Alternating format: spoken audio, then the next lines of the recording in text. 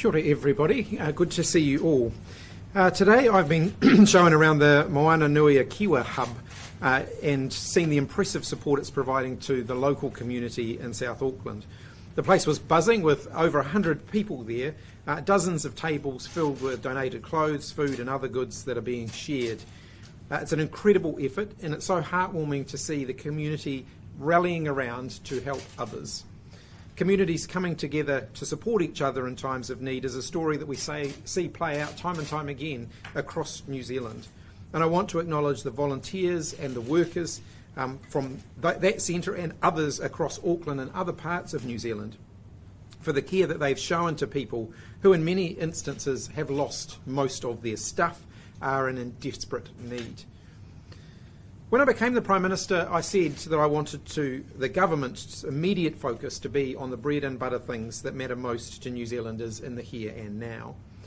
The events of the last week highlight the importance of that decision.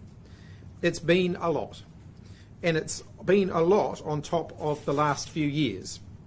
First with COVID and then the economic tail that was caused by that. So I get that households are thinking hard about their budgets and businesses about their costs. The number one priority for my government is the cost of living. So my first announcement today as Prime Minister is about helping to take the edges off that and working hard to deliver extra support to families and businesses. Today I can announce that the government will extend the 25 cents per litre petrol excise duty cut to the 30th of June. That will reduce the average 60 litre tank of petrol by $17.25.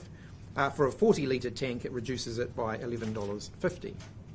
We'll also extend half-price public transport fares to the end of June, saving an average person who pays two $5 fares a day $25 a week. And road user charges discounts for diesel will be reintroduced and continue until the 30th of June as well. These discounts were due to be phased out in the coming months. But with global inflation pressure forecast to keep our rate around the 7% mark for longer, it's important we keep providing support to families and businesses who need it. This is a start. It's a meaningful step in an ongoing series of measures to help with some of the most persistent cost pressures facing families and businesses. Reducing the cost of fuel excise and public transport was a good candidate for early action because it's a major cost for nearly everybody, and we know how to do it and we know that we can do it quickly. It's also important for those experiencing the flooding here in Auckland, which is putting extra stress and financial pressure on families. This policy alone won't solve the cost of living crisis that we face, but it will make a difference. And right now I know that every little bit helps. I'm joined today by the Minister of Finance and the Minister of Transport, and we're happy to answer your questions.